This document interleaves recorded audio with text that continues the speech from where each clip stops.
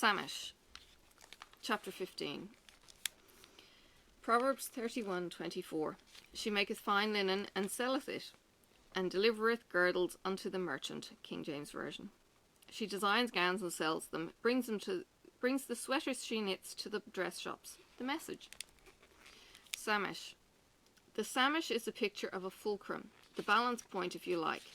The thing in the middle is of the seesaw that makes it all work. Here the industriousness of it, the virtuous woman, which we have seen in verses 13 and 19, now begin to pay off. We discover not only was she clothing the family, but making enough to sell besides. Due to the quality of the garments, selling is no problem. In a similar fashion, pardon the pun, Lydia in the New Testament was in the clothing business, Acts 16:14. The idea that the man of the house should be the sole provider certainly doesn't come from Proverbs. No, she brings balance and supports to the house on several different levels, with financial input being singled out here.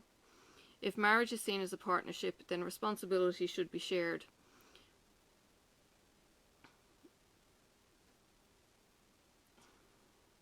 If marriage is seen as a partnership, then responsibility should be shared in all areas, from looking after the home, providing resources, planning the finances, and raising the children.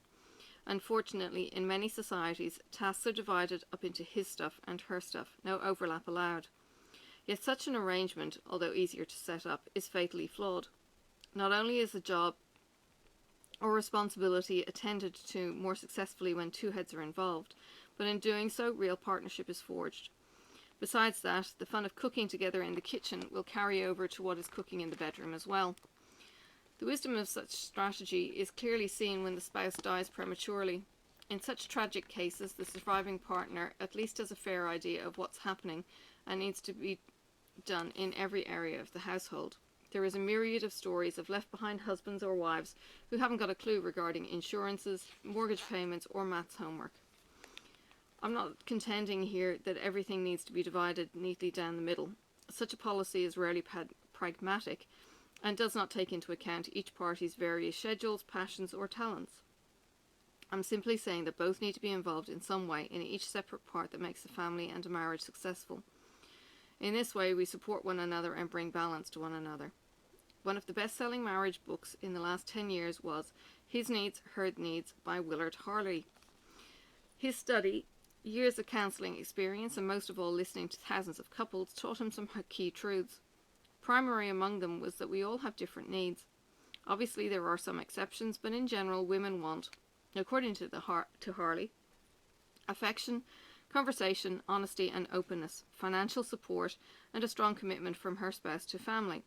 He, on the other hand, wants, in order of importance, sexual fulfillment, recreational companionship, an attractive spouse, domestic support, and admiration. How superficial is that? What is most interesting about these two lists is not one thing made it to both. The point, we are different. Therefore, it's easy to drift apart, so we have to cling together and work at meeting each other's varied needs. With only one person's perspective permitted, our vision is always going to be 50% impaired.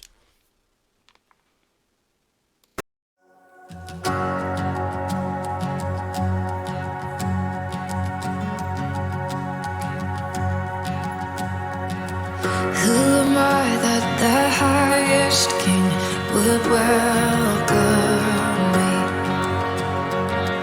I was lost, but he brought me in. Oh, his love for me.